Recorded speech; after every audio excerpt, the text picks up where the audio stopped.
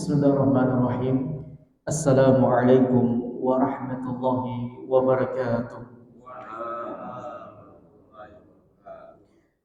Alhamdulillahi ala ihsani.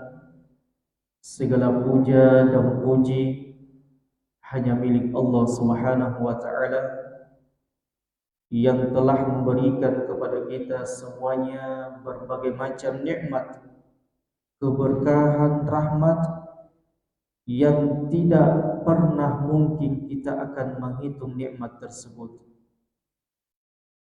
Dan salah satu nikmat yang sangat besar yang Allah Tabaraka wa Ta'ala berikan kepada kita semuanya adalah nikmat kesempatan untuk hidup sekali lagi. Di mana zaman rahmatullah kita ketahui bahwasanya tidur itu adalah bagian dari kenikmatan. Tidur itu adalah bagian dari kematian. Bahkan seseorang itu diberikan anugerah oleh Allah Tabaraka wa Ta'ala manakala bisa dia hidup sekali lagi, diberikan kesempatan, kesehatan, kemudian dia bisa melangkahkan kakinya untuk melaksanakan sholat subuh secara berjamaah. Semoga salawat dan salam senantiasa tercurahkan kepada baginda kita, suri teladan kita, Nabi kita Muhammad sallallahu alaihi wa alihi wasallam, beserta para keluarga, sahabat dan orang-orang yang senantiasa mengikuti sunnah beliau, arahan beliau sampai datangnya hari penghancuran atau hari kiamat. Bapak, saudara sekalian yang dimuliakan oleh Allah Tabaraka wa Ta'ala, kajian singkat kita pada kesempatan yang berbahagia ini adalah berbicara tentang Dajjal. Di mana zaman rahmatullah ada sebuah doa yang diajarkan oleh Nabi sallallahu alaihi wasallam ketika kita telah melaksanakan atau membaca tasyahud akhir. Di mana doa ini mungkin kita sudah hafal bersama.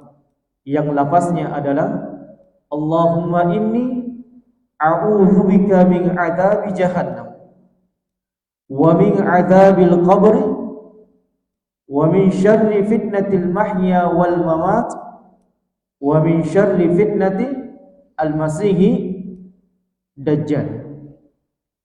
Yang kata para ulama, doa ini sebagian ulama disebutkan wajib dibaca karena di dalam doa ini terkandung di dalamnya kita memohon kepada Allah agar dijauhkan 5 perkara besar yang dia akan dihadapi oleh umat manusia di dunia dan setelah dia meninggal. Yang pertama, zaman rahmatullah, Allahumma inni a'udzubika min adzabi jahannam. Ya Allah, saya berminta kepadamu, memohon kepadamu agar saya diselamatkan dari api neraka jahannam. Karena kita tahu zaman rahmatullah, tempat yang paling terburuk, tempat yang paling mengerikan, tempat yang penuh dengan siksaan setelah kita meninggal adalah neraka Allah Tabaraka wa Ta'ala. Na'udzubillah. Bahkan kemarin kita sudah bahas, siapa yang berdoa meminta kepada Allah syurga sebanyak 3 kali dengan lafaz apapun itu, apakah dengan menggunakan bahasa Arab, menggunakan bahasa Makassar, menggunakan bahasa daerah, menggunakan bahasa Indonesia, dimanapun kita berada selain daripada WC, kita meminta syurga sebanyak 3 kali, maka Allah akan memberikannya syurga. Bahkan kemudian Nabi SAW melanjutkan hadisnya, siapa yang meminta perlindungan kepada Allah dari api neraka sebanyak 3 kali. Jadi sebentar Pak, sambil berjalan kita mengatakan, ya Allah, saya berlindung kepadamu dari api neraka. Ya Allah, saya berlindung kepadamu dari api neraka. Ya Allah, saya berlindung kepadamu dari api neraka. Kita tulus meminta kepada Allah. Kita kemudian berusaha menghayati doa ini, maka Allah akan melindunginya dari api neraka setelah dia meninggal. Ini penting zaman rahmatullah. Karena kenapa? Sebab neraka, kata Allah tabaraka wa ta'ala, kullaman nadijat juluduhum, setiap kali penduduk neraka itu dihanguskan, dibakar kulitnya, maka kami ganti kulit yang baru. Bahkan ketika pamannya Nabi SAW ditanya di mana beliau setelah beliau meninggal, maka Nabi SAW mengatakan, sungguh pamanku berada di dalam neraka yang paling ringan siksaannya. Dan tahukah kita zaman rahmatullah, siksaan yang paling ringan di neraka adalah ketika seseorang menginjakkan kakinya di neraka, langsung seketika mendidih otaknya. Bisa kita bayangkan panasnya api neraka. Karena kalau kita memasak air itu harus ada proses 5 menit baru panas. Tidak langsung panas zaman rahmatullah. Begitu pula ketika kita memasak nasi tidak langsung matang. Tapi di dalam neraka semua atau segala sesuatu yang dicampakkan ke dalam neraka itu langsung mendidih. Na'udzubillah. Kemudian zaman rahmatullah, dari perkara apa lagi kita meminta perlindungan kepada Allah? Wa min adzabil qabr, dari beratnya siksaan azab kubur. Suatu ketika Nabi SAW melewati 2 kuburan. Kemudian Nabi SAW mengatakan, innahuma yu'adziban, kedua pemilik kuburan ini sementara diazab oleh Allah tabaraka wa ta'ala. Wa ma yu'adzibani fil kabir, dan kedua pemilik kuburan ini tidak diazab karena dosa besar. Sehingga menjadi pelajaran buat kita Bapak, zaman rahmatullah, ternyata ada perbuatan atau dosa yang menyebabkan seseorang itu diazab di dalam kuburnya. Di antaranya kata Nabi SAW, ada pun pemilik kubur yang pertama ini, kalau kencing tidak cebok. Nah ini kebanyakannya saudara-saudara kita yang pekerjaannya supir. Ya terkadang mereka menyepelekan dosa ini. Sehingga ketika kalau dia kencing, air seninya terpercik di celana, dia abaikan. Dia mungkin menganggap biasa. Tetapi dengan amalan ini atau perbuatan ini, dia diazab di dalam kuburnya. Na'udzubillah. Jadi sangat dianjurkan kalau laki-laki itu kencing, itu jongkok. Kenapa zaman rahmatullah? Luar biasa Islam ini, syariatnya luar biasa. Kenapa dianjurkan laki-laki itu kalau kencing itu jongkok? Sebab di situ ada maslahat kesehatan yang pertama.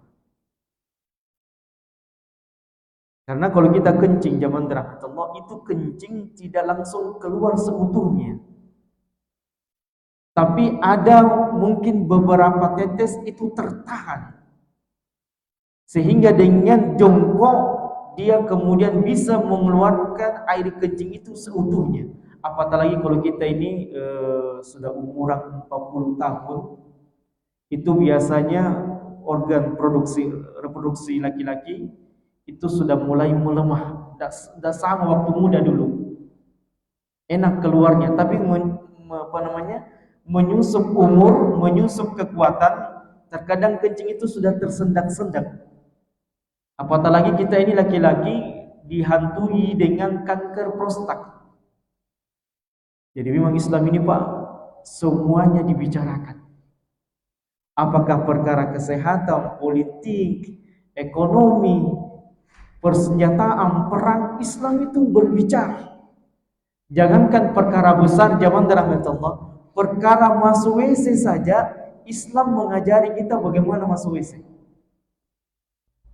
Contohnya misalnya zaman rahmatullah, ketika kita masuk WC mendahulukan kaki kiri, kemudian membaca doa. Ternyata zaman rahmatullah, sering kami meruqyah orang yang sering kesurupan atau ada gangguan jin. Mereka ini rata-rata mendapatkan gangguan jin karena kalau masuk WC tidak baca doa. Karena kita tahu di WC ini tempatnya apa? Tempatnya jin-jin yang kufur, jin-jin yang suka dengan kotoran, yang najis. Maka luar biasa Islam ini. Bahkan tata cara kencing saja, sahabat lihat Nabi bagaimana Nabi SAW itu kencing. Walaupun sebenarnya kencing berdiri bagi laki-laki itu tidak diharamkan. Tidak diharamkan. Sebab suatu ketika sahabat melihat Nabi ketika safar itu kencing dalam keadaan berdiri. Tapi kata Aisyah mengatakan, siapa yang mengatakan Rasulullah SAW pernah kencing berdiri, jangan kau benarkan. Sebab Nabi SAW ketika beliau berada di dalam rumahnya, saya tidak pernah melihat beliau kencing dalam keadaan berdiri. Dijelaskan oleh para ulama, maka para ulama mengatakan kalau kondisinya tidak memungkinkan kita kencing dalam keadaan jongkok, karena mungkin tidak ada tirai. Karena dahulu kan orang susah ada WC umum. Ketika mereka safar di padang pasir yang tandus, itu susah untuk jongkok, mungkin kelihatan bokongnya dan seterusnya. Maka tidak mengapa dia kencing dalam keadaan berdiri. Tapi utamanya apabila dia mendapatkan kondisi dia memungkinkan untuk kencing dalam keadaan jongkok, itulah yang dianjurkan. Kemudian saya ingin ajarkan bapak-bapak cara kencing yang agar hati kita tenang, karena jangan sampai kita sudah kencing buang air kecil, berwudu, tiba-tiba kita berjalan kita rasa ada yang menetes. Kalau kita rasa ada yang menetes, maka batal wudu, Pak. Batal wudu berarti tidak sah sholat kalau kita tahu. Maka saya pernah diajar dosen saya dari Suriah, beliau mengatakan kalau antum kencing jongkok, kemudian setelah dirasa sudah keluar, jangan langsung pakai celana, tapi usahakan berdiri sebentar baru jongkok lagi. Terkadang ketika orang itu berdiri, dia berjalan, tiba-tiba ada yang menetes lagi. Itu maksudnya supaya apa? Tetesan yang terakhir yang agak sulit keluar karena usia yang sudah tidak muda lagi, maka itu salah satu caranya adalah berdiri sejenak baru jongkok, kemudian kita rasa sudah keluar semua baru mencucinya. Masya Allah, Pak, ini luar biasa sekali Islam. Kemudian yang kedua, dengan tidak memperhatikan kencing, mengabaikan kencing najis, maka orang ini diazab di dalam kuburnya. Na'udzubillah. Kemudian yang kedua, Nabi SAW mengatakan, adapun yang kedua ini adalah orang yang suka mengadu domba. Apatah lagi tahun-tahun politik adalah tahun adu domba. Banyak sekali orang yang ingin diazab di dalam kuburnya dengan mengadu domba. Ini tidak boleh, Pak. Makanya Nabi SAW mengatakan la yadkhul jannah an-namam. Tidak akan pernah masuk ke dalam surga, mencium bau surga orang yang suka kasih berkelahi orang lain, menyebarkan hoax, menyebarkan berita-berita bohong agar orang lain membencinya. Ini tidak boleh. Saya ingin sampaikan Bapak sekalian, kehormatan muslim itu sangat besar. Tidak boleh kita hina, tidak boleh kita musuhi, tidak boleh kita bilang-bilangi, tidak boleh kita fitnah. Hati-hati, Pak, kehormatan muslim itu besar. Tidak boleh digibahi, diceritakan kejelekannya, kecuali kejelekannya ini berdampak buruk bagi sosial. Contoh misalnya, ada laki-laki itu suka mengganggu istrinya orang lain. Maka kita sampaikan sama orang lain, hati-hati itu dengan bapak, karena bapak itu suka menggoda istri orang lain. Tidak mengapa, selama dengan koridor-koridor yang diajarkan oleh syariat. Tapi asal hukum menceritakan aib saudara, itu hukumnya haram. Sampai-sampai satu ketika disebutkan, ada seorang sahabat mengatakan, ya Rasulullah, ada perempuan rajin sholat 5 waktu. Dia kemudian rajin berpuasa, rajin bersedekah, cuma lisannya tajam.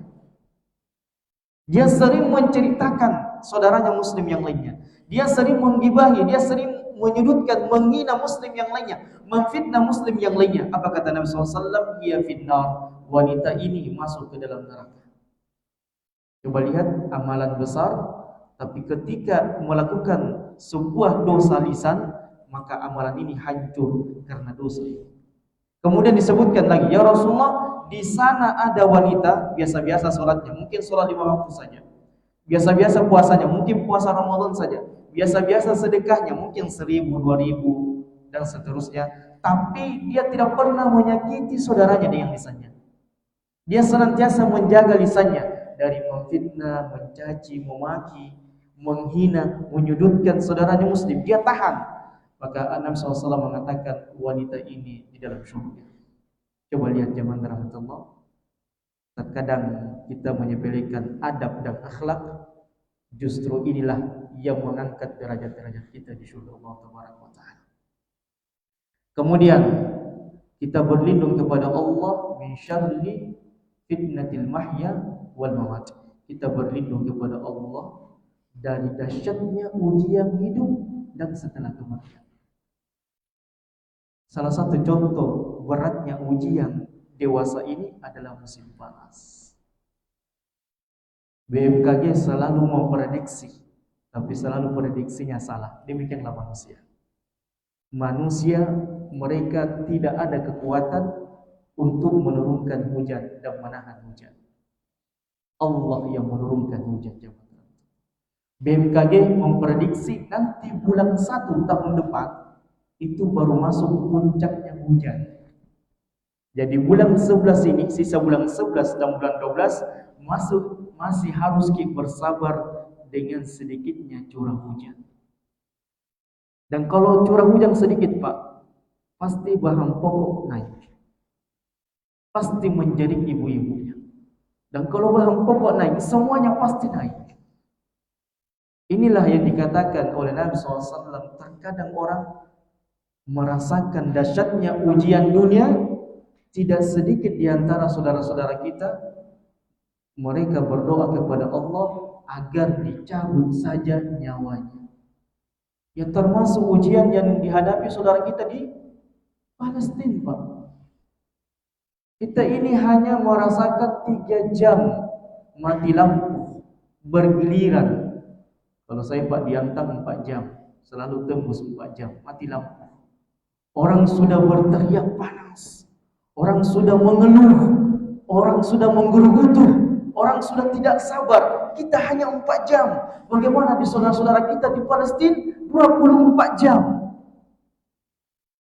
Tidak ada aliran listrik, tidak ada suplai air, tidak ada bantuan makanan. Setiap saat dibombardir, setiap saat dibunuhi. Sudah 1.800 Pak kaum muslimin dibantai di Palestina tanpa berperi kemanusiaan. Kita menyaksikan di tahun 2023 ini, tak kala semua negara mengatakan kemerdekaannya, hanya Palestina yang tidak dibiarkan merdeka. Jadi saya teringat dengan ceramahnya Kiai Zainuddin MZ. Beliau kemudian mengatakan Yahudi Israel itu adalah Amerika kecil, sementara Amerika adalah Yahudi besar. Apa maksudnya zaman rahmatullah? Tidak akan mungkin berani Israel ini menghantam kaum muslimin Palestina tak kala manusia memboikot atau mengecam tindakan Israel. Seluruh dunia mengecam zaman rahmatullah. Tapi mereka berani membunuhi kaum muslimin karena di belakang mereka ada Amerika dan sekutu-sekutunya. Nanti kita akan bahas. Sebab Palestina ini kalau sudah dimenangkan oleh Allah, Bapak harus siap-siap menuju di akhirat. Jadi memang zaman rahmatullah, Palestina ini akan senantiasa bergejolak. Palestina ini akan senantiasa ditumpahkan darahnya. Palestina ini akan senantiasa merasakan ujian demi ujian. Sampai kapan Ustaz? Sampai menjelang turunnya Isa Al-Masih, begitu pula munculnya Dajjal. Inilah yang kita akan bahas. Di antara doa yang kita minta adalah kita berlindung kepada Allah dari fitnahnya Dajjal. Saya ingin sampaikan, Dajjal ini Pak, disebut dengan Al-Masihu Dajjal. Sebagaimana Nabi Isa gelarnya apa? Al-Masihu Isa alaihissalatu wassalam. Jadi ada dua pemilik Al-Masih. Satu adalah Al-Masihu Nabi Isa. Kemudian yang kedua adalah Al-Masihu Dajjal. Kenapa jamaah rahmatullah? Dua manusia ini diberi gelar. Yang pertama dikatakan Al-Masihu Isa karena Nabi Isa bisa menghidupkan orang yang mati dan bisa mengobati yang sakit, dan beliau alaihissalatu wassalam pernah membuat sebuah burung dari tanah liat, kemudian dia tiupkan ruh pada burung tersebut, dengan izin Allah burung itu hidup. Sama dengan Dajjal nanti. Dajjal nanti ketika dia muncul, maka dia akan bisa menurunkan hujan dengan izin Allah. Kemudian yang kedua, dia akan mengeluarkan tumbuh-tumbuhan dari perut bumi. Kemudian yang ketiga, kelak Dajjal ketika dia berada di kota pinggiran Mekah atau Madinah, maka dia membelah menjadi dua seseorang, yang kemudian dia katakan kepada pengikutnya, apakah kalian ragu saya bisa menghidupkan orang ini kembali? Maka pengikutnya mengatakan tidak. Maka Dajjal ini kembali menghidupkan orang tersebut dan kemudian mengatakan, sayalah Tuhanmu. Saking dasarnya fitnah Dajjal zaman rahmatullah, Nabi kita sallallahu alaihi wasallam senantiasa menyampaikan kepada para sahabatnya tentang berita Dajjal. Bahkan beliau alaihissalatu wassalam saking inginnya menyampaikan tanda-tanda kemunculan Dajjal, maka beliau menyampaikan kepada kita fisik-fisik Dajjal. Yang pertama, Dajjal itu rambutnya keriting. Mungkin Bapak pernah dengar berita ada seseorang di negara tertentu itu rambutnya keriting. Tidak usah saya sebut namanya. Kemudian orang ini banyak sekali pengikutnya di seluruh dunia. Bahkan ajarannya tersebar di seluruh dunia. Karena orang ini yang pertama dia mengaku nabi. Kemudian yang kedua dia mengaku malaikat. Kemudian yang ketiga ujung-ujungnya dia mengatakan saya ini adalah Tuhanmu. Yang kemudian orang ini dipercayai Tuhan karena di tangannya dia bisa mengeluarkan apa? Tepung atau sagu, saya lupa ya. Tepung. Yang kalau pesulap semua bisa pesulap itu. Dan demikianlah zaman rahmatullah, Dajjal nanti muncul, maka dia mengatakan kepada pengikutnya, saya ini orang soleh. Setelah lama banyak pengikutnya, banyak orang yang mempercayainya, Dajjal kemudian mengatakan, saya ini nabi. Setelah banyak pengikutnya, banyak orang yang simpati kepadanya, dia kemudian mengatakan, saya inilah malaikat. Kemudian ketika banyak pengikutnya, jutaan pengikutnya di seluruh dunia, Dajjal kemudian memproklamirkan dirinya, saya ini adalah Tuhanmu. Pelajaran buat kita semuanya Pak, hati-hati ikut aliran sesat, karena umumnya aliran sesat itu awalnya adalah pengobatan. Awalnya pengobatan. Lama kelamaan dia mengatakan saya ini wali.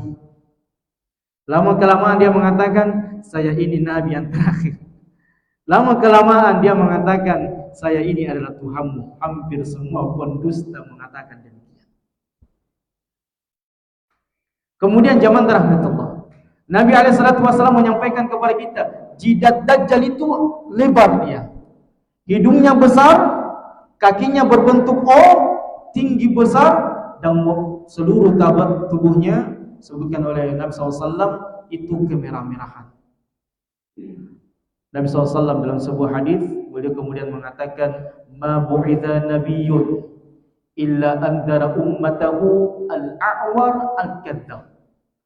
Tidaklah semua para nabi yang diutus, melainkan para nabi ini memperingatkan umatnya tentang Dajjal.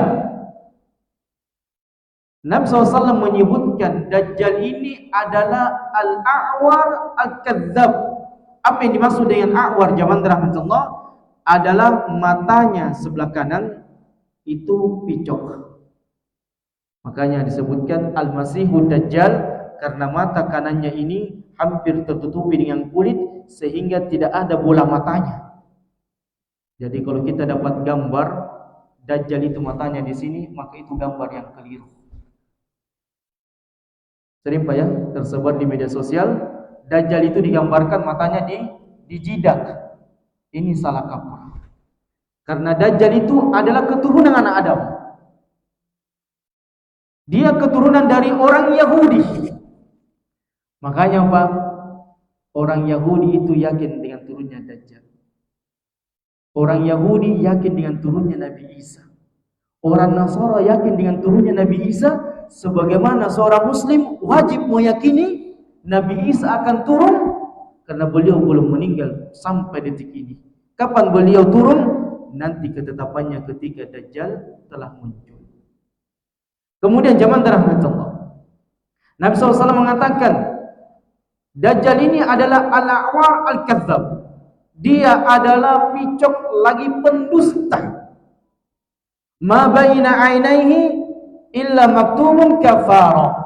Tidaklah berada di jidatnya. Ternyata matanya bukan di jidat, ternyata matanya normal seperti kita yang satu, cuma yang satunya ini agak bersatu dengan kulitnya sehingga tidak ada bola matanya. Maka di jidatnya ini tertulis apa? Kafara. Hudzaifah ibn Yaman mengatakan, yaqra'u kullu muslim katibin aw ghairu katibin. Kelak tulisan ini akan terbaca oleh seorang muslim yang memiliki keyakinan walaupun dia tidak bisa berbahasa Arab. Allah berikan keutamaan bagi orang beriman ketika munculnya Dajjal, dia bisa melihat tanda ternyata di jidat Dajjal ini tertulis kafara. Kemudian zaman rahmat Allah, siapakah yang akan membunuh Dajjal ini? Ketika Dajjal muncul, maka ada sosok seseorang yang dijanjikan oleh Nabi SAW kepada kita yang akan memimpin kaum muslimin di seluruh dunia untuk memerangi kekufuran. Dialah siapa? Imam Mahdi. Jadi memang zaman rahmatullah, fase menuju hari kiamat ini diawali dengan perang besar. Tidak akan bisa kita mengelak perang ini. Kemudian yang kedua, dahsyatnya perang yang akan dilakukan oleh manusia. Nabi SAW telah mengatakan manusia nanti akan kembali berperang, melakukan pedang dan menggunakan tombak dan panah. Menunjukkan zaman rahmatullah, dunia nanti betul-betul hancur. Saking hancurnya dunia, manusia pada saat itu tidak lagi menggunakan senjata. Habis zaman rahmatullah. Bom nuklir habis digunakan. Naudzubillah. Rusia sudah mengancam Uni Eropa. Silakan kalian bergabung dengan Ukraina. Silakan coba-coba kalau ingin melihat nuklirnya Rusia meluncur. Kita bisa lihat bagaimana kengerian di Palestina, bagaimana kehancuran di Palestina. Itu baru menggunakan bom-bom yang bukan nuklir. Maka bagaimana kalau yang digunakan adalah nuklir? Benar-benar zaman rahmatullah, dunia hancur, dunia binasa dengan kelakuan orang-orang Yahudi dan Nasrani. Tidak ada negara muslim yang suka berperang. Kadang propaganda orang kafir mengatakan Islam itu teroris, Islam itu bejat, Islam itu suka berperang. Justru Allah memperlihatkan kepada kita yang suka berperang itu adalah Yahudi dan Nasrani. Siapa yang membuat perang Irak? Amerika, Pak. Siapa yang membuat perang di Yaman? Amerika. Siapa yang membuat perang di Israel? Amerika. Hampir semua yang menyokong peperangan di dunia ini, yang menyokong kehancuran di dunia ini adalah Yahudi dan Nasrani. Tidak ada muslim yang mengawali peperangan, tidak ada. Kan kemarin mengatakan kelompok Hamas yang mendahului peperangan. Tayyib. Berapa tahun Palestina dijajah? Setiap harinya diintimidasi, setiap harinya dipaksa untuk keluar dari rumahnya, setiap harinya ditembaki. Setiap harinya dihancurkan rumahnya. Ya, sebagian kaum muslimin tidak bertahan dengan keadaan seperti itu, sehingga mereka melawan. Dan itu merupakan di antara bentuk-bentuk jihad yang disyariatkan ketika seseorang ingin dibunuh, ingin dirampas hartanya. Maka Nabi SAW mengatakan, siapa yang membela dirinya ketika misalnya ada perampok yang masuk dalam rumahnya, ingin mengambil hartanya atau ingin memperkosa istrinya, dia melawannya dan dia meninggal, maka dia dikategorikan mati syahid. Maka bagaimana kalau yang ingin dirampas adalah negara-negara kaum muslimin? Maka jamaah rahmatullah, sedikit yang kita akan bahas tentang orang yang tadi yang dibelah oleh Dajjal. Nabi SAW mengatakan, ketika Dajjal ingin masuk di kota Mekah dan Madinah, maka Dajjal ini tidak bisa masuk. Maka orang-orang yang mengikuti Dajjal ini sudah mulai merasa ragu dengan Dajjal. Kok dia tidak bisa masuk di kota Mekah dan Madinah? Kenapa jamaah rahmatullah? Karena Nabi SAW mengatakan kelak ketika muncul Dajjal, maka Dajjal ini akan mengelilingi dunia dan tidak ada belahan dunia yang dia lewati, melainkan dia akan perangi dan hancurkan. Sampai negara kita jamaah rahmatullah, Indonesia ini akan didatangi Dajjal, dan ketika Dajjal datang di Indonesia, maka dia akan menghancurkan negara-negara kita. Kecuali kata Nabi SAW, kota Mekah dan Madinah.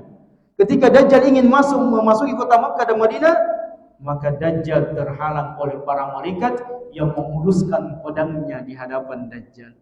Ketika itu Dajjal terhenti di sebuah kota yang lembah tandus, maka para pengikutnya bertanya, kau tidak masuk? Kenapa kau tidak masuk di kota ini, wahai Dajjal?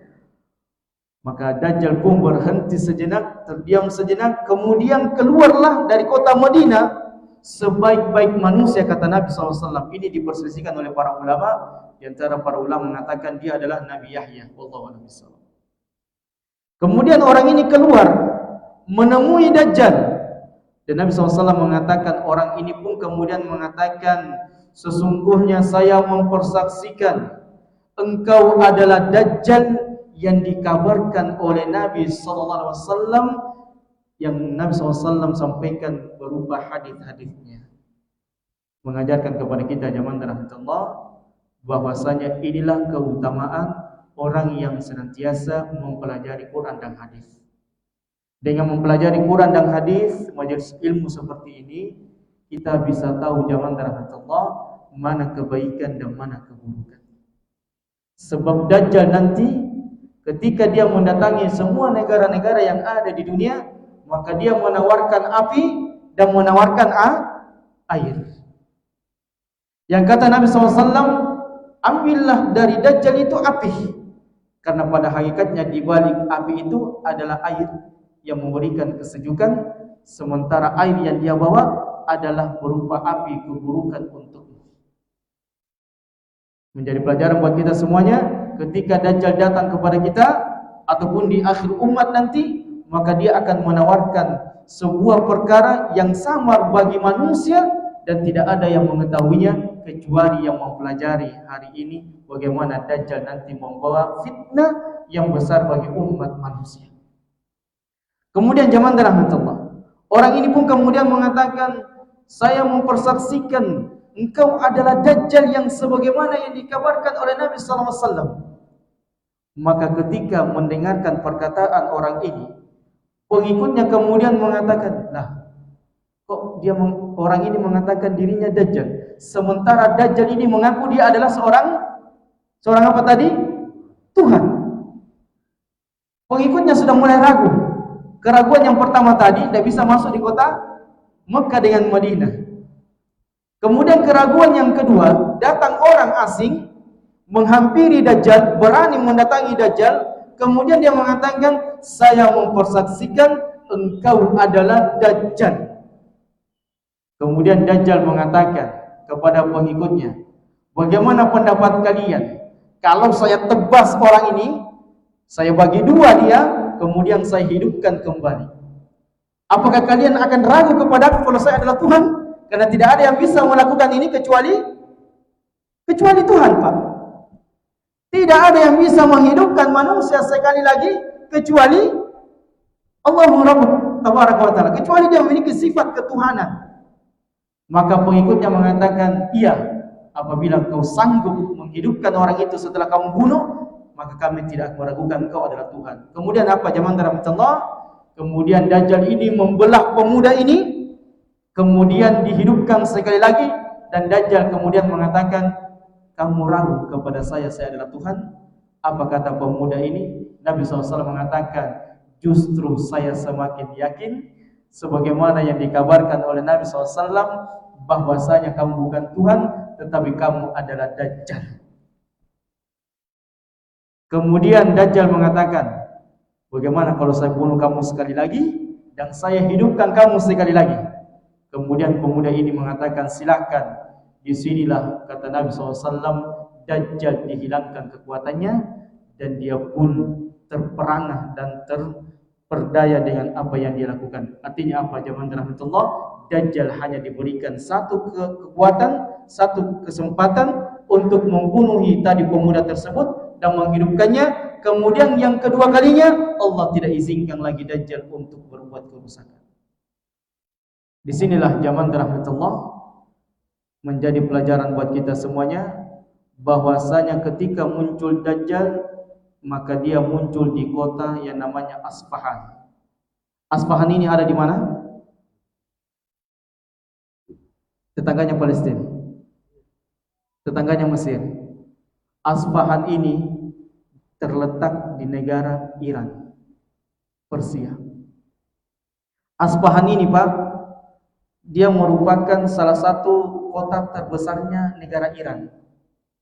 Tapi jangan coba-coba ke Iran Pak ya, karena di sana itu lain-lain tuh azannya, lain-lain juga sholatnya. Pernah ke Iran Pak? Alhamdulillah belum pernah. Jangan coba-coba Pak. Jadi kalau ada Dajjal Pak muncul, lari ki. Kalau kita sudah tahu ini fitnah besar, jangan nimbrung, karena dikhawatirkan kita terjatuh. Di Iran itu Pak, suara azannya beda. Karena ketika di akhir azan dia menambahkan, wa asyhadu anna aliyan waliyullah. Ketika sudah mau habis azan, dia tambahkan lafaznya, saya mempersaksikan Ali adalah wali Allah. Tidak sebagaimana pernah kita dengar di Mekah, Madinah, tetapi di sana beda azannya. Kemudian yang kedua, kalau mereka sholat tidak sama dengan cara kita sholat. Pernah lihat orang Syiah Pak sholat? Tidak pernah Pak? Alhamdulillah. Jangan. Jadi mereka kalau mau sholat Pak, harus ada batu yang mereka letakkan di sejadahnya. Ini batu dari Karbala. Dan wajib hukumnya orang Syiah kalau sholat itu harus menggunakan batu itu tepat di jidatnya mereka kalau sholat. Dan mereka cuma sholat di dua waktu, waktu subuh dengan waktu maghrib. Itu umumnya Syiah. Bahkan di kitab-kitab Syiah itu mengatakan tidak boleh membantu Sunni kalau mereka dalam keadaan ditimpakan perang atau musibah seperti ini. Nabi SAW mengatakan kelak Dajjal muncul di kota Asfahan. Asfahan ini dekat 350 km dari kota Teheran, ibu kotanya Iran. Jadi ada 3 kota di Iran Pak, itu kota besar, dan diantaranya adalah Asfahan. Dan Nabi SAW menyampaikan kepada kita, di Asfahan ini sampai sekarang Pak, Nabi SAW sampaikan kepada kita, orang Yahudi tinggal aman nyaman di kota Asfahan ini. Mungkin sudah masuk di otak. Kenapa bisa Ustaz? Inilah berita gaib yang disampaikan oleh Nabi SAW. Ternyata Syiah dengan Yahudi itu kakak beradik menghancurkan Islam. Karena dari kota Asfahan ini, kata Nabi SAW, ketika muncul Dajjal, 70.000 Yahudi Asfahan akan mengikuti Dajjal berperang memerangi kaum muslim. Jadi kalau hari ini kita melihat presidennya Iran siapa? Yang selalu mengancam-ngancam Amerika akan menembak Amerika, memerangi Amerika, itu hanya sandiwara tanpa bukti nyata. Karena tidak akan mungkin saudara kandung itu membunuh saudaranya. Paham Pak ya? Tidak akan mungkin. Karena kenapa? Zaman rahmatullah. Salah satu sekte yang paling terbesar yang merusak Islam adalah sekte Syiah. Satu, akidah mereka sudah rusak. Sebab ketika mengucapkan kalimat syahadat, coba-coba makin search di Google Pak. Syahadatnya orang Syiah. Syahadatnya mereka, asyhadu an la ilaha illallah wa anna Muhammadar Rasulullah wa anna Aliyan waliyullah. Ini syahadatnya mereka. 3. Jadi kalau kita mengatakan, kalau ada orang yang masuk Islam ya, asyhadu an la ilaha illallah wa asyhadu anna Muhammadar Rasulullah, kalau orang Syiah belum sah jadi Islam. Orang Syiah itu Pak belum sah jadi Islam. Nanti apa? Wa anna Aliyan waliyullah, baru sah keislamannya. Kemudian yang kedua, Syiah ini mempraktikkan yang namanya nikah. Nikah apa Pak? Nikah mut'ah. Apa yang dimaksud dengan nikah mut'ah? Boleh menikah tanpa wali. Boleh menikah tanpa wali. Bayangkan Pak, kita punya anak perempuan, kita besarkan dia, kita didik dia, tiba-tiba dia hamil. Dan ketika dia hamil tidak tahu siapa bapaknya. Karena Syiah ini apa? 1-2 hari boleh menikah. Setelah itu mau hamil atau tidak hamil, yang jelasnya sudah putus kontrak namanya. Namanya nikah kontrak. Na'udzubillah.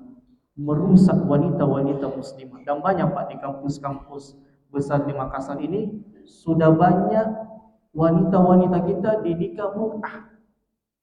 Bahkan tidak sedikit mereka bercadar Pak. Na'udzubillah. Saya punya teman Pak, waktu di kampus Unismu, itu ketika dia di internet dia mencari bahan kuliah, tiba-tiba ada perempuan yang duduk di sampingnya. Kemudian wanita ini lama kelamaan menawarkan kepada teman saya untuk nikah mut'ah.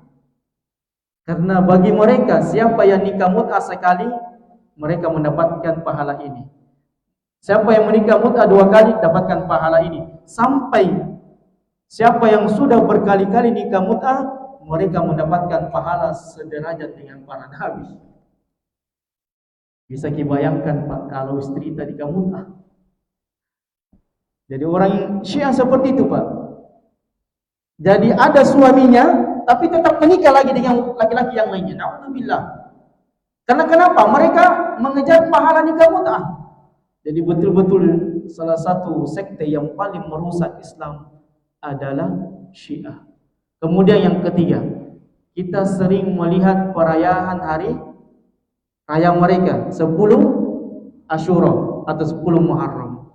Apa yang mereka lakukan? Yang pertama, mereka memukul-mukul wajah mereka, berteriak, kemudian meratap karena meninggalnya siapa?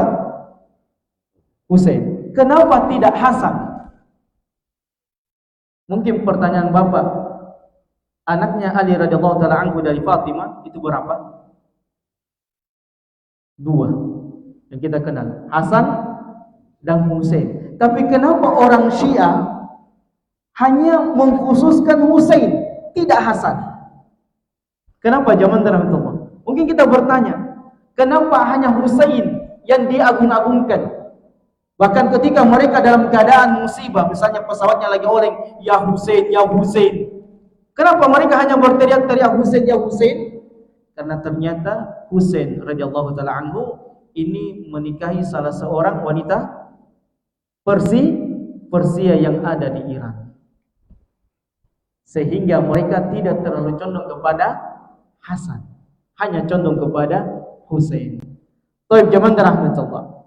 Kemudian kapan Dajjal ini dimatikan oleh Allah Tabaraka wa Ta'ala? Setelah melakukan kerusakan di seluruh dunia. Jadi fitnah manusia ini Pak tidak main-main. Setelah Dajjal yang terakhir apa? Yang muncul Ya'juj dan Ma'juj. Dan semua makhluk ini manusia hanya diberikan apa? Kelebihan sebagaimana para nabi diberikan kelebihan Nabi Musa tongkatnya bisa berubah menjadi ular, zatnya berubah jadi ular dan membelah lautan merah. Maka Dajjal dan Ya'juj dan Ma'juj ini diberikan kekuatan oleh Allah sebagai fitnah untuk manusia di akhir zaman. Bagaimana nanti kehancuran dunia betul-betul tidak akan kita lagi tolak. Jadi kalau kita melihat kehancuran Palestina hari ini belum seberapa. Kalau kita melihat bagaimana dahsyatnya di Palestina, ini belum seberapa. Kenapa zaman rahmatullah? Kalau kita membaca sejarah lebih lanjut lagi, Palestina ini memang negeri yang penuh dengan berkah. Hampir para nabi dan rasul itu berasal dari Palestina. Nabi Ibrahim, beliau dahulunya dari Syam, Suriah pada saat ini. Kemudian beliau diperintahkan Allah menuju ke Palestina. Dari Palestina kemudian Allah perintahkan dia membawa siapa? Ismail ke mana? Ke Mekah. Hampir seluruh para nabi dan rasul itu berlahir atau ditugaskan di Palestina. Kemudian yang kedua, zaman rahmatullah, Allah tabaraka wa taala menyebutkan tentang Palestina dalam sebuah surahnya Al-Isra. Allah tabaraka wa taala mengatakan subhanalladzi asra bi 'abdihi lailan minal masjidil haram ilal masjidil aqsa alladzi barakna hawla linuriyahu min ayatina innahu huwas samiul basir. Ternyata zaman rahmatullah, kemuliaan Aqsa yang pertama, dia adalah negara para nabi dan rasul yang Allah tabaraka wa taala utus. Kemudian yang kedua, keberkahan negeri Aqsa Palestina karena dia sempat menjadi kiblat pertama. Sebelum Allah memerintahkan nabinya salat menuju Ka'bah atau Mekah, Allah memerintahkan nabinya salat menghadap ke mana? Masjidil Aqsa. Jadi Masjidil Aqsa zaman rahmatullah tidak bisa dipisahkan dari sejarah peradaban munculnya Islam. Karena Nabi SAW dan para sahabatnya di awal-awal Islam beliau salat menghadap Masjidil Aqsa. Kemudian yang kedua, Nabi SAW mengatakan la tashuddu rihal illa ila thalathati masajid. Jangan pernah kalian berpayah-payahan, jangan pernah kalian tinggalkan keluarga kalian, tinggalkan anak-anak kalian, tinggalkan pekerjaan-pekerjaan kewajiban kalian, mengeluarkan uang hanya demi mendatangi tempat kecuali 3 tempat saja. Apa itu? Masjidil Haram, Masjidil Rasul, dan Masjidil Aqsa. Ini dalil bantahan bagi orang yang sering keluar meninggalkan istri dan anaknya, mengeluarkan hartanya hanya sekedar untuk mendatangi masjid-masjid yang lainnya. Tidak boleh. Karena datang larangan dari Nabi SAW, tidak boleh kalian berpayah-payahan, bercapek-capetan, mengeluarkan uang untuk keluar menuju satu tempat kecuali 3 masjid saja. Makanya kalau kita umroh Mekah dan Madinah, bahkan kalau ada umroh Mekah Madinah plus Aqsa, alhamdulillah kita dapat.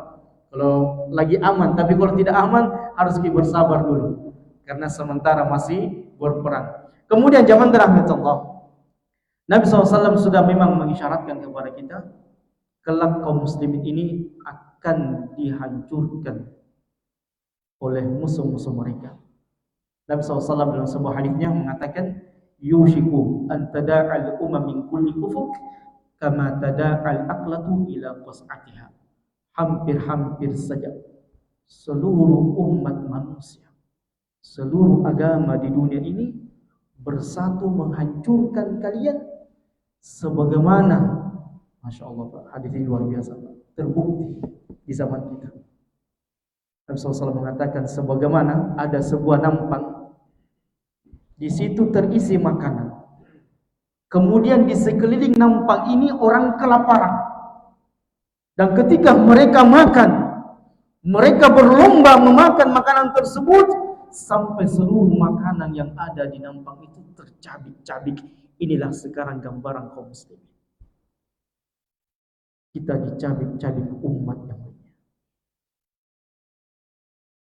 Palestina itu Pak, negara yang diapik oleh negara Arab yang lainnya loh. Di samping Palestina ada Mesir. Di samping Palestina ada Lebanon. Di sebelahnya ada apa Pak? Syam, Irak, Iran dan seterusnya. Di bawahnya sedikit 3 jam menuju perjalanan ada Mekah, Saudi Arabia. Ada apa dengan kaum muslimin, Pak? Kenapa Palestina ini dibiarkan dihancurkan oleh musuh-musuhnya? Inilah jawabannya. Nabi SAW telah mengisyaratkan, menjanjikan hari di mana kaum muslimin akan dibombardir, dihancurkan, dibunuhi. Sebelum Palestina pernah kita menghadapi kejadian yang sangat mengiris hati kita di Myanmar. Muslim Rohingya di bumi hanguskan. Begitu pula dengan Muslim yang ada di Cina. Suku apa? Uyghur. Dihancurkan masjidnya, dicuci otaknya. Inilah zaman rahmatullah. Kita melihat kaum muslimin di seluruh dunia itu diintimidasi. Di Eropa Pak, baru sekarang diizinkan azan berkumandang. Orang bertanya, apakah Islam itu toleransi? Orang sering menyudutkan Islam itu begini. Orang Eropa mengatakan radikal terorisme, tapi buktinya siapa yang teroris? Coba lihat di Indonesia Pak, Masya Allah, semua agama damai. Semua agama tidak ada satu sama yang lainnya. Kita ini Pak mayoritas. Andaikan Islam itu radikal, teroris, tidak ada agama-agama yang lainnya ini Pak di Makassar, tidak ada. Tapi Masya Allah Pak, agama kita mengajarkan tidak boleh membunuh.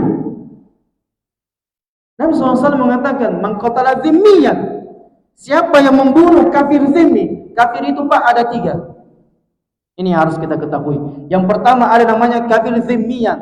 Kafir zimmi ini adalah orang kafir yang memberikan kepada kita jaminan keamanan dan kita pun memberikan jaminan keamanan padanya. Ini tidak boleh dibunuh, tidak boleh disakiti, tidak boleh diganggu. Bahkan Nabi SAW mengatakan, man qatala dhimmiyan, siapa yang membunuh kafir zimmi, maka saya akan berhadapan padanya pada hari kiamat. Dan main-main Pak, Nabi SAW tegas, tidak boleh kau sakiti orang kafir. Kemudian ada namanya kafir mu'ahadan. Kafir zimmi ini adalah kafir yang memberikan upeti. Mereka hidup di negara kaum muslimin dengan membayar jizyah, pajak, dan ini diberikan keamanan bagi negara kaum muslimin. Tidak boleh diganggu, tidak boleh disakiti. Dibiarkan mereka beribadah sesuai dengan keyakinan mereka. Bahkan Allah melarang kaum muslimin untuk mengolok-olok Tuhan mereka. Coba bayangkan Pak, Islam ini kurang apa lagi? Bahkan toleransi dengan tegas Allah turunkan dalam surah Al-Kafirun, lakum dinukum waliyadin. Jelas Pak, toleransi Islam ini luar biasa Pak. Islam ini mengajarkan kepada kita bagaimana bersikap toleransi. Tidak boleh mengganggu, tidak boleh menyakiti, tidak boleh mengambil harta mereka, tidak boleh. Kemudian kafir yang kedua adalah mu'ahadan. Kafir mu'ahad ini adalah kafir yang mengadakan perjanjian dengan kita untuk tidak saling berperang. Sebagaimana Nabi SAW ketika hijrah di kota Madinah, maka beliau mengadakan perjanjian dengan orang Yahudi. Jadi luar biasa Pak Islam ini. Dan bahkan ketika perang, Nabi SAW senantiasa mengingatkan para sahabatnya, jangan membunuh anak-anak, jangan membunuh orang tua, jangan membunuh wanita, jangan membakar rumah, jangan kau hancurkan pepohonan, jangan kau hancurkan tempat-tempat sarana umum. Itu hatta dalam perang Pak masih diajarkan adab dan akhlak oleh Nabi SAW. Bahkan Nabi SAW melarang kita membunuh orang itu dengan mencincang, tidak boleh, sekali tebas.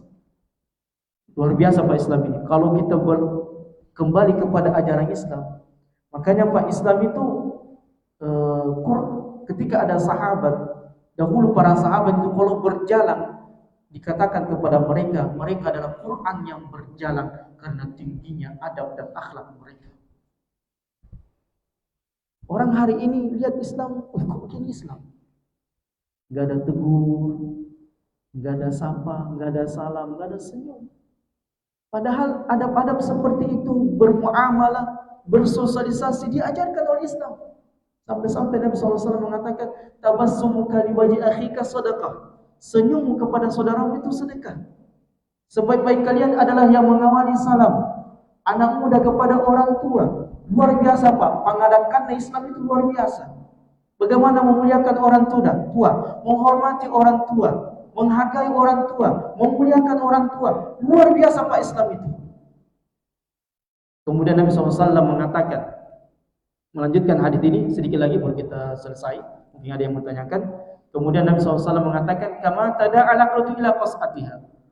Maka sahabat mengatakan, ya Rasulullah, apakah pada saat itu kami di bumi hanguskan, dihancurkan, semua umat bersatu? Tidak main-main Pak, di Palestina ini, di belakangnya Yahudi, Amerika, Denmark, Prancis, Inggris, semua negara superpower Pak.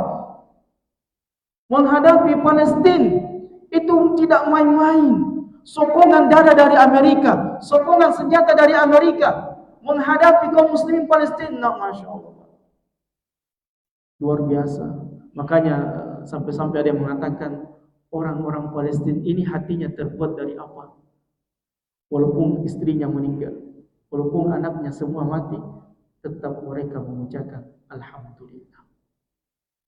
Kita Pak belum tentu bisa seperti itu. Anak tak saja dicubit sama guru, mak jalok ki. Apa itu gurumu? Tidak beres itu gurumu. Tunggu, saya lapor ke polisi. Ini anak tak baru dicubit. Di sana Pak, bukan dicubit lagi. Kepala mereka hancur. Rumah mereka hancur. Tidak ada makanan, tidak ada minuman. Betul-betul Pak, luar biasa. Kebiadaban di abad modern yang dipertontonkan oleh Amerika dan Yahudi. Masya Allah. Kemana negara-negara kaum muslim? Makanya sekarang solusi yang terbaik memang adalah ajakan Turki. Seluruh negara kaum muslimin bersatu, karena ini sudah tidak bisa dibiarkan. Sudah hampir 11.000 Pak.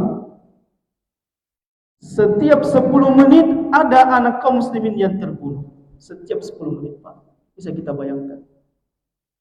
Hancur rumah Pak. Masya Allah. Tiap hari Pak berita TV One, semua televisi memperlihatkan bagaimana kebiadaban orang Yahudi. Maka sangat tepat apa yang disampaikan oleh Presiden Turki.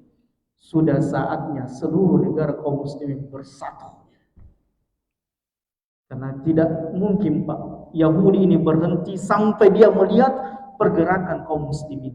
Dan memang pernah terjadi, Menteri dalam negerinya yang Israel tahun yang lalu dia mengatakan, saya pernah membakar Masjidil Aqsa. Sebagiannya saya bakar. Karena saya melihat reaksi orang Islam di seluruh dunia. 3 hari 3 malam dia mengatakan, saya tidak bisa tidur. Saya takut. Saya takut dibunuh oleh kaum muslimin. Saya takut dicaci, dimaki, disudutkan seluruh negara kaum muslimin. Tapi apa kata wanita Yahudi ini? 3 hari 3 malam saya tidak bisa tidur. Ternyata tidak ada reaksi kaum muslimin di seluruh dunia. Ini menunjukkan orang Islam di seluruh dunia tertidur. Ini yang kita bisa lihat Pak. Nabi SAW kemudian mengatakan, sahabat mengatakan, "Famin qillatina yauma idzin ya Rasulullah." Ya Rasulullah, apakah kami ketika dibantai nanti jumlah kami sedikit? Apakah jumlah kaum muslimin hari ini sedikit Pak? Tidak. Kata Nabi SAW mengatakan, "Wal antum kathirun." Justru kalian lebih banyak. "Walakinnakum gudzaka gudzai sayl." Tetapi kalian keimanannya ini rapuh. Kalian keimanannya individual. Sekarang Pak kaum muslimin, kau tong, nak ketong. Inilah kita sekarang. Orang Islam seperti ini sekarang. Kita lihat kaum muslim yang lainnya menderita, yang penting saya tidak menderita. Inilah kita sekarang Pak, individual. Kebanyakan kita ini individual, tidak menjadi makhluk yang sosial. Padahal dengan kita berbuat baik kepada sesama, ada pahala yang sangat besar yang Allah janjikan kepada kita. Nabi SAW mengatakan, "Yunza'u ar-ra'bu min qulubi aduwikum wa yuj'al fi qulubikum al-wahan." Allah mencampakkan di dalam diri kalian penyakit wahan. Apa artinya penyakit wahan? Hubbud dunya wa karahiyatul maut. Kita ini terlalu cinta dengan dunia dan takut mati. Inilah yang menimpa umat sekarang ini. Dengan peristiwa Palestina ini zaman rahmatullah mengajarkan kepada kita yang pertama tanda kekuasaan Allah. Bahwasanya Palestina ini akan senantiasa bergejolak sampai datangnya hari kiamat kelak. Penghancuran Palestina, penghinaan terhadap Palestina, penodaan terhadap Palestina pada hakikatnya adalah penghinaan bagi kaum muslimin di seluruh dunia. Jadi Yahudi Pak sekarang menghinakan kita. Menghinakan bukan rakyat Palestina, tetapi Yahudi menghinakan kaum muslimin di seluruh dunia, yang kalau bahasa kasarnya kamu majinjobani orang Islam. Hanya begitu orang Islam melihat saudaranya dibantai, tidak ada pergerakan yang nyata. Hanya begitu orang Islam, tidak ada kekuatan mereka. Hanya begitu orang Islam sementara tertidur. Hanya begitu orang Islam hanya bisa menonton orang-orang Palestina dibantai satu demi satu. Sadaqallah wa sadaqa Rasulullah SAW. Bukti kebesaran Allah. Kemudian yang kedua zaman rahmatullah yang kita ingin sampaikan berkaitan dengan Palestina, apa yang bisa kita bantu kepada saudara-saudara kita, bantu minimal dengan doa. Kalau kita tidak bisa dengan dana, minimal dengan doa. Jangan lupakan saudara-saudara kita di tempat-tempat mustajab. Kita doakan saudara-saudara kita di Palestina. Mudah-mudahan Allah memberikan mereka. Kalau mereka syahid, meninggal, mereka Allah kategorikan dengan syahid. Kalau mereka ditimpa musibah, mudah-mudahan Allah meringankan segala sesuatu yang mereka hadapi. Kemudian yang ketiga zaman rahmatullah, fase Palestina adalah fase menunggu munculnya Dajjal dan Nabi Isa AS. Begitu pula dengan Imam Mahdi. Karena Nabi SAW mengatakan tidak akan terjadi hari kiamat sampai dua kota besar nanti, Konstantin dengan Roma, ini akan dikuasai oleh kaum muslimin. Bahkan Nabi SAW telah mengisyaratkan ada negeri nanti yang kita akan kuasai, yang tadinya mereka adalah negeri superpower. Siapa itu? Selain dari Amerika, adalah Cina. Keturunan-keturunan mata sipit itu akan dikuasai oleh kaum muslimin. Jadi zaman rahmatullah ini menunjukkan diantara bukti kenabian sallallahu alaihi wasallam. Karena hadis ini 1444 Hijriah yang lalu, dan nanti terbukti di zaman kita sekarang ini bagaimana keadaan-keadaan yang akan terjadi pada hari kiamat. Saya kira demikianlah zaman rahmatullah apa yang bisa kita sampaikan pada kesempatan yang berbahagia ini. Mudah-mudahan menambah keimanan kita, ketakwaan kita kepada Allah Taala di semua kejadian peristiwa yang terjadi di muka bumi ini. Tidak berjalan begitu saja, tapi ini adalah kehendak Allah, izin Allah Taala. Dan ketahuilah zaman rahmatullah, fase menuju hari kiamat itu semakin nampak, tanda-tandanya semakin nyata. Maka hendaknya kita mempersiapkan diri menyongsong hari kebangkitan. Dan itulah keyakinan kita, mengimani negeri akhirat. Sebab negeri dunia kita hanya sifatnya sementara, dan kita akan berlalu meninggalkan dunia-dunia dan rumah-rumah yang kita miliki. Hadza wallahu a'lam bishawab. Kalau ada yang bertanyakan silakan tanyakan berkaitan dengan Dajjal ini. Subhanakallahumma wa bihamdika asyhadu an la ilaha illa anta astaghfiruka wa atubu ilaik. Wa akhiru da'wana alhamdulillahi rabbil alamin. Wassalamu alaikum warahmatullahi wabarakatuh.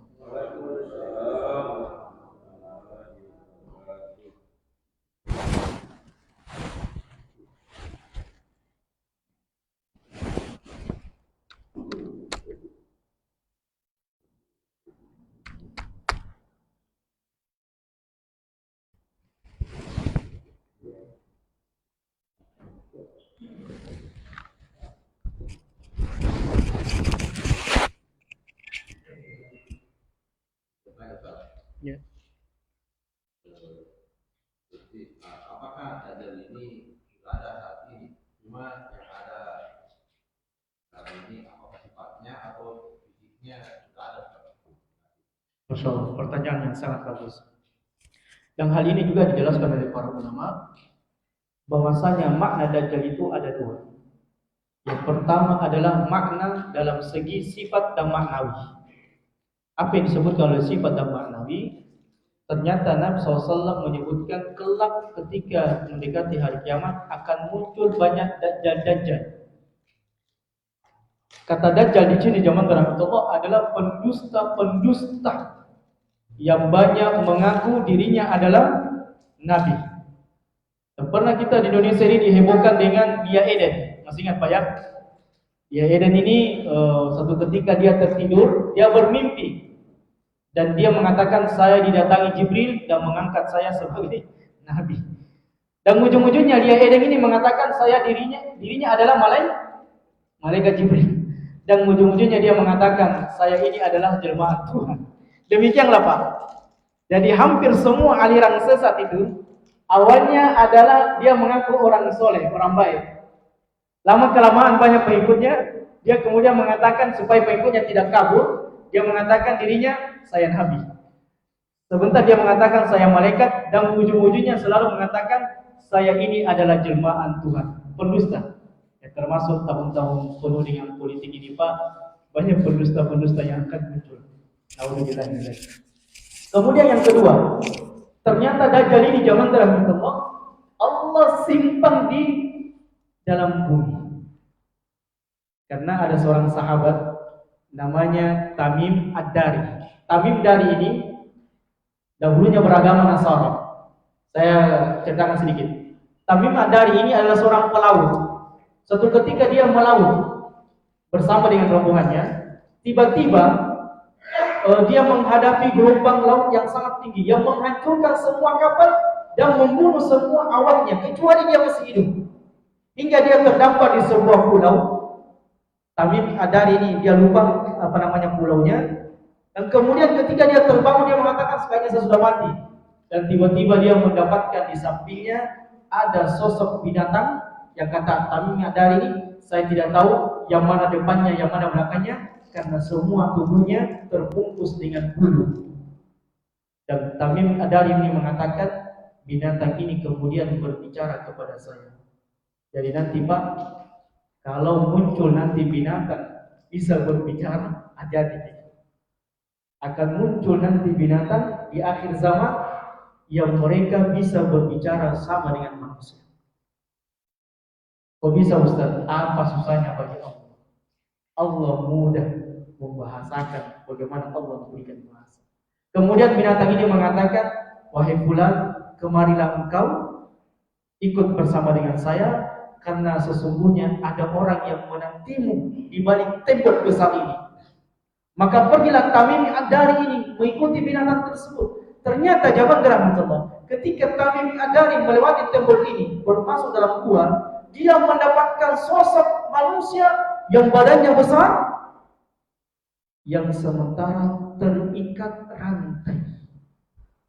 Yang kemudian orang ini mengatakan, saya ingin menyampaikan kepadamu 3 perkara. Saya ingin menanyakan kepadamu 3 perkara. Yang pertama adalah, apakah sungai apa namanya? Sungai Tiberia. Sungai Tiberia. Letaknya di mana nih Pak? Sungai Tiberia.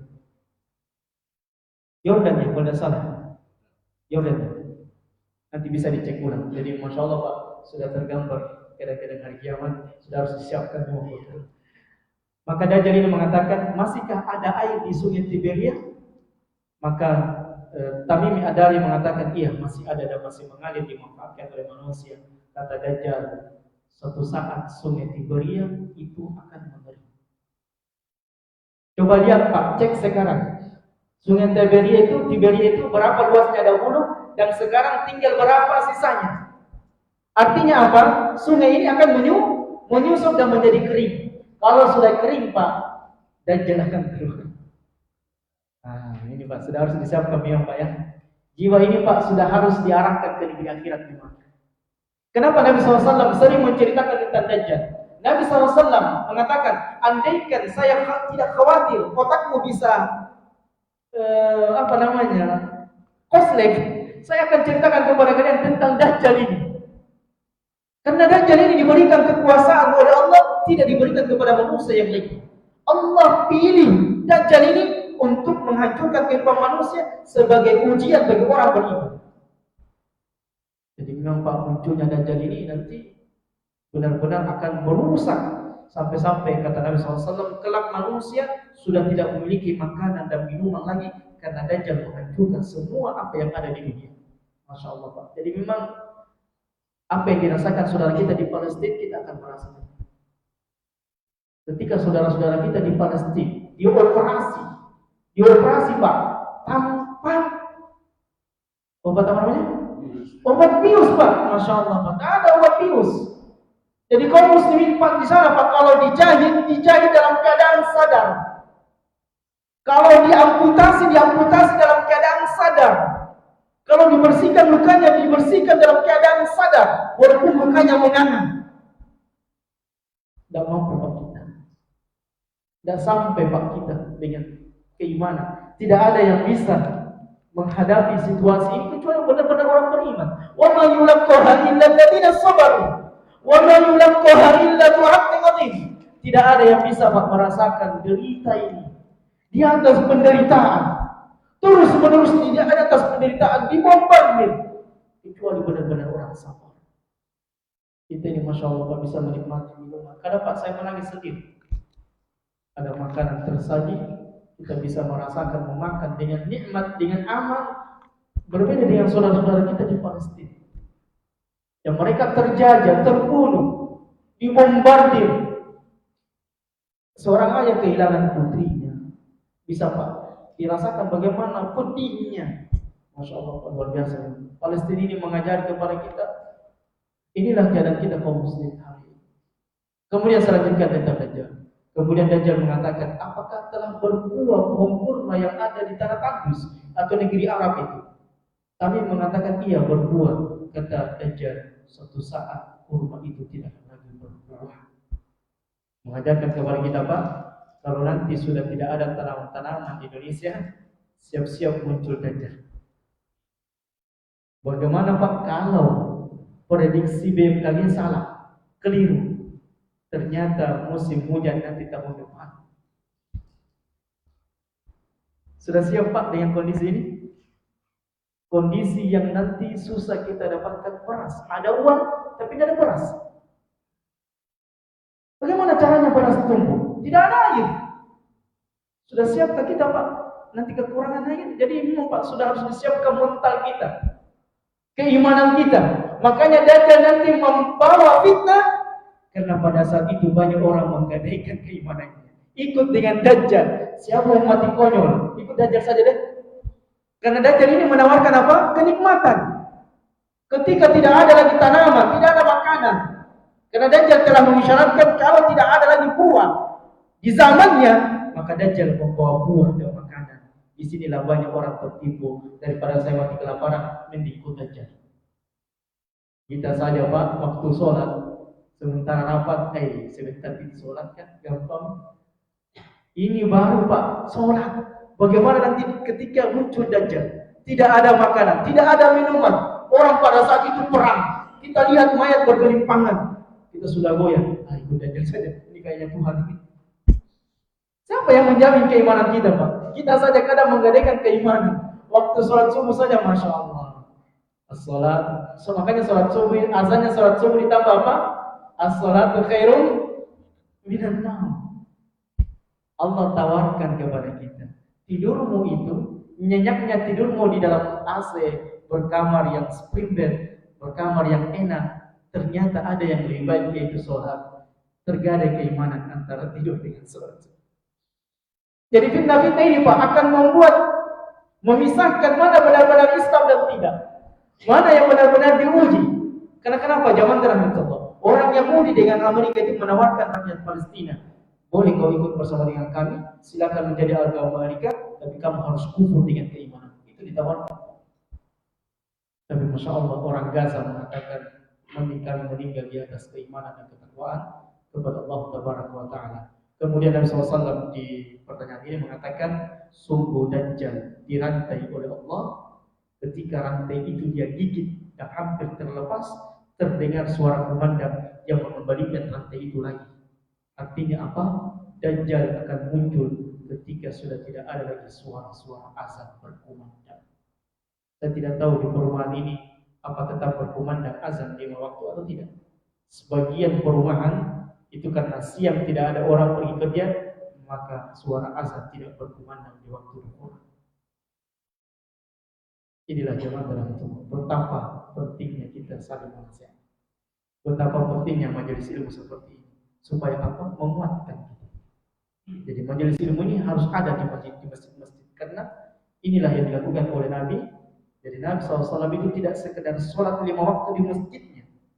Karena beliau setelah sholat, beliau duduk-duduk sejenak dengan sahabatnya. Kemudian menyampaikan ilmu untuk menguatkan mereka menghadapi ujian demi ujian yang mereka akan hadapi. Termasuk kita mungkin bertanya, kenapa para sahabat mau hidup tinggalkan kota Mekah menuju Madinah yang tadinya Mekah orang kaya, di Madinah jadi orang miskin.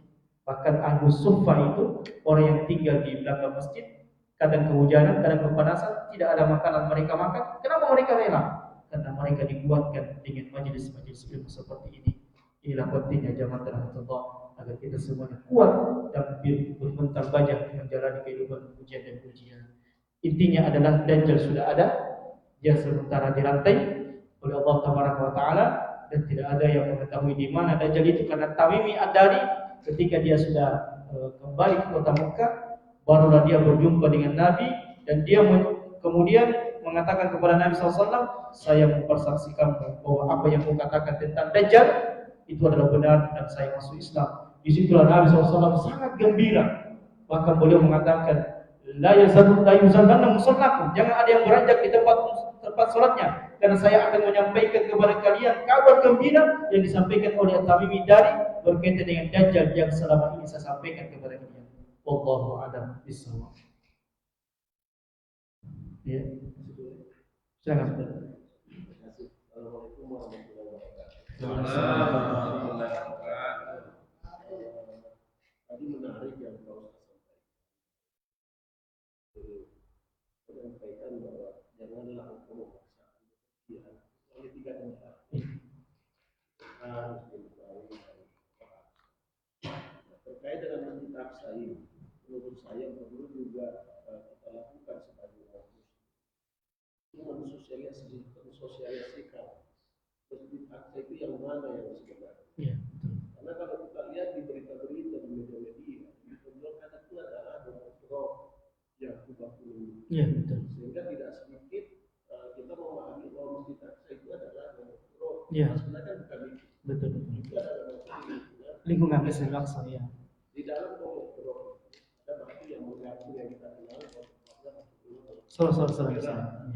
Tapi Masjid Aqsa sendiri yang berada di halaman itu sering pernah ditonjolkan. Ya, betul. Kadang di sana kerusakan sangat besar. Karena kita tahu kita beberapa kali tentara Israel masuk ke Masjid ini Masjid Aqsa ya. Alhamdulillah saya pernah ke sana. Alhamdulillah. Itu di dalam masjid sendiri masih disimpan bukti bahwa invasi tentara Israel masuk ke Masjid Aqsa itu ada. Masya Allah. Itu masih ada. Ini yang pernah ditonjolkan oleh media sehingga ada pemahaman bahwa Aqsa itu masih utuh. Karena ada bukti-bukti yang ditonjolkan. Iya, betul. Kalau kita melihat Aqsa kan yang kubahnya yang lain, dan di sampingnya itu adalah tembok Ratapan. yang orang-orang yang mulai melakukan penggalian di bawahnya untuk menemukan Masjid Aqsa ini. Kalau ini yang dipublis Masjid Aqsa bagaimana masalah tentara Israel hanya ada masuk Aqsa, mungkin itu bisa lebih membagikan Kira kita terhadap Islam. perlindungan kepada Aqsa yang memang kalau kita melihat di sekelilingnya itu kan memang dijaga oleh tentara Israel. Sehingga seingat saya waktu itu tidak buka 24 jam waktu masuk ke sana sendiri masuk ke tentara Israel. Di sampingnya ada beberapa kapal, di situ ada beberapa Israel. Kalau gas itu kan agak keluar sedikit. Iya, betul. Mungkin yang perlu media-media dengan kita ini saling bersosialisasi. Oh, Aqsa sebenarnya itu adalah ini masjid Yang sementara di perpustakaan. Iya. Ini sering aja ngomong. Iya. Terima kasih. Assalamualaikum warahmatullahi Ya, alhamdulillah bagus sekali apa yang disampaikan oleh Bapak berkaitan dengan Masjid Aqsa. ya memang Yahudi ini Pak dari dulu kala suka memanipulasi data dan fakta. Termasuk itu Yahudi ini ingin memang menggali Masjidil Aqsa karena menurut keyakinan mereka di bawah Masjidil Aqsa ini terdapat peninggalan Nabi Salmon kalau mereka katakan bahasa Ibrani, atau Nabi siapa? Nabi Sulaiman alaihissalatu wassalam. Sehingga untuk memberikan kebebasan orang Yahudi memporak-porandakan Masjidil Aqsa. Jadi memang Pak, orang Yahudi itu kalau kita bahasakan gerombolan manusia, minta maaf ya, kurang ajar. Jangankan dengan manusia, dengan Allah saja dia kurang ajar. Coba makanya Pak di surah Al-Baqarah itu 3 surah panjang ini banyak berbicara tentang apa? Nabi Musa dengan bangsa Yahudi. Kenapa zaman terhormat? Sebab bangsa ini banyak kemuliaannya. Di antaranya satu, kemuliaan bangsa Yahudi, hampir semua para nabi dan rasul diangkat dari keturunan mereka, Bani Israel.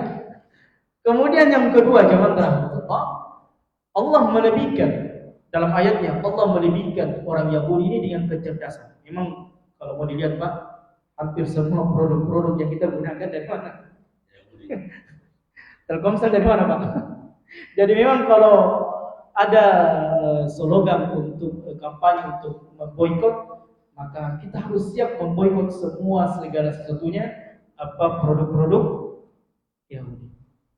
Termasuk Facebook, WA, Twitter dan sebagainya, media sosial itu diciptakan oleh orang-orang Yahudi. Jadi memang keutamaan orang Yahudi itu cerdas. Sampai-sampai ada penelitian, satu orang Yahudi setara dengan orang otaknya setara dengan 100 orang normal, orang biasa. Karena mereka Pak memang tinggi imajinasinya orang-orang Yahudi. Dia dimuliakan oleh Allah Tabaraka wa Ta'ala. Saking cerdasnya mereka ingin mempermainkan ayat-ayat Allah. Ini Pak bahayanya kalau orang tak cerdas. Karena kenapa? Kalau kita baca dalam surah Al-Baqarah ini, 3 surah ini menunjukkan bagaimana kurang ajarnya orang Yahudi kepada Allah Tabaraka wa Ta'ala. Ditampakkan padanya mukjizat. Jadi saya ingin sampaikan sama kita, mukjizat yang paling banyak disaksikan oleh bangsa-bangsa daripada manusia yang lainnya adalah Yahudi. Di antaranya adalah mereka melihat tongkatnya Nabi Musa berubah menjadi ular. Kemudian dengan tongkat itu dipukulkan oleh Musa, terbelah sungai di Mesir, kemudian menjadi 12 jalan yang kemudian mereka lalui. Tapi demikianlah orang-orang Yahudi, beban orangnya, kepala batu. Bahkan pernah mereka terjadi pembunuhan di tengah-tengah mereka. Maka Allah perintahkan Nabi Musa agar Yahudi ini menyembelih sapi. Maka Yahudi mengatakan, "Wahai Musa, itu Tuhanmu kayaknya mau mempermainkan kita." Coba lihat Pak. Jadi orang Yahudi itu selalu kalau bahasanya patah-patah. Jangankan dengan manusia, dengan Allah Tabaraka wa Ta'ala Yahudi itu lancang. Sampai-sampai Yahudi itu sendiri mengatakan Allah itu tidak punya tangan, Allah itu terbelenggu tangannya, Allah itu begini, Allah. Bayangkan. Jadi jangan makin heran bagaimana karakter orang Yahudi. Termasuk apa yang dilakukan Yahudi dengan Masjid Aqsa. Dia membangun masjid di sampingnya Masjid Aqsa dan ingin mengelabui masyarakat dunia dengan mengatakan apa yang mereka bangun ini adalah Masjid Aqsa yang kubah kuning, padahal itu bukan Masjid Aqsa. Yang membuat Masjid kuning itu adalah mereka, kebijakannya orang Israel. Yang kemudian kenapa? Agar orang itu hanya terpaku dengan masjid itu, sehingga orang Yahudi dan luar sana mengobrak-abrik masjid peninggalan sejarah kaum muslimin yang pernah dibuat oleh Nabi Sulaiman alaihissalatu wassalam. Dan ini sangat bagus. Mudah-mudahan kita nanti punya rezeki bisa mengeluarkan harta untuk mengunjungi 3 masjid ini. Jadi kalau mau ke umrah nanti cari travel yang bisa Masjid Aqsa supaya menguatkan keimanan kita. Karena kenapa? Zaman terbentuk di Masjid Aqsa ini memang banyak tanda-tanda kenabian. Salah satu yang mungkin disampaikan tadi Bapak, ada batu yang dia melayang, tidak sampai ke tanah. Karena disebutkan kisahnya ketika Nabi SAW diperjalankan Masjidil Haram dan Masjidil Aqsa dari Mekah ke Masjidil Aqsa, kemudian Nabi SAW beranjak Isra ke atas langit, maka batu itu menjadi pijakan Nabi SAW. Ketika batu pijakan itu diinjak oleh Nabi, tadinya batu itu ingin terangkat naik. Tapi kemudian Nabi SAW mengatakan, "Imsik, diamlah kau di situ batu." Artinya kau tidak mampu ke atas. Nah ini dalam sebuah riwayat. Wallahu a'lam bishawab. Yang jelas zaman rahmatullah. Kemudian di Masjid Al-Aqsa ini juga yang saya pernah lihat juga, menurut klaimnya itu ada makamnya Nabi siapa di dalamnya? Nabi Musa alaihissalatu wassalam. Ada makamnya Nabi Musa. Wallahu a'lam apakah benar atau tidak beritanya. Kemudian yang ketiga, kenapa Yahudi ingin sekali Pak mereka menguasai Masjid Al-Aqsa? Karena di bawah Masjid Al-Aqsa ini menurut keyakinan Yahudi banyak peninggalan prasasti yang ditinggalkan oleh Nabi Sulaiman. Salah satu di antaranya apa? Apa mukjizat Nabi Sulaiman? Di zaman beliau apa? Di zaman beliau apa Pak? Makanya harus kembali dengan Quran. Sihir. Pelaku sihir yang paling ingin mempelajari adalah orang Yahudi Pak. Masih ingat di dalam surah Al-Baqarah berkaitan dengan Nabi Sulaiman, wattaba'u ma tatlu ala mulki Sulaiman, berkaitan dengan Nabi Sulaiman. Jadi sihir ini Allah turunkan di zamannya Nabi Sulaiman. Jadi orang Yahudi kenapa mereka ini antusias sekali menggali terowongan di Masjid Al-Aqsa? Karena mereka mencari kitab sihir yang pernah dituliskan oleh tukang sihir di zaman Nabi Sulaiman. Jadi jangan heran Pak, kenapa orang Yahudi itu penyihir mereka itu begitu hebat. Bahkan kalau kita lihat pesulap mereka itu, ya kadang kita tidak sampai pikir kok ada pesulap yang bisa berjalan di atas air kemudian kepalanya terputus. Ya boleh jadi di antara mereka menggunakan sihir yang paling kuat di antara sihir yang pernah diajarkan oleh di zaman Nabi Sulaiman alaihissalatu wassalam. Yang jelas di zaman rahmatullah, kejadian-kejadian semua ini menambah keimanan kita agar tetap istiqomah di jalan Allah dan minta kepada Allah keistiqomahan. Mudah-mudahan kita semuanya meninggal di atas keimanan, sebab fitnah-fitnah yang akan melanda umat manusia ini akan banyak membuat orang lari dari agamanya. Mudah-mudahan kita tidak termasuk orang-orang seperti itu dan kita istiqomah sampai kita meninggal insyaallah taala. Saya kira demikianlah Bapak yang dirahmati Allah taala apa yang bisa kita sampaikan. Dan memang menarik sekali kisah-kisah perjalanan berkaitan dengan Dajjal, kemudian Nabi Isa, kemudian dengan Yajuj dan Majuj. Ada lagi satu kaum yang disebut dengan Yajuj dan Majuj. Mudah-mudahan nanti kita bisa bahas lagi lebih lanjut. Hadza wallahu a'lam. Subhanakallahumma wa bihamdika asyhadu an la ilaha illa anta astaghfiruka wa atubu ilaik. Wa akhiru da'wana alhamdulillahi rabbil alamin. Wassalamu alaikum warahmatullahi wabarakatuh. Waalaikumsalam.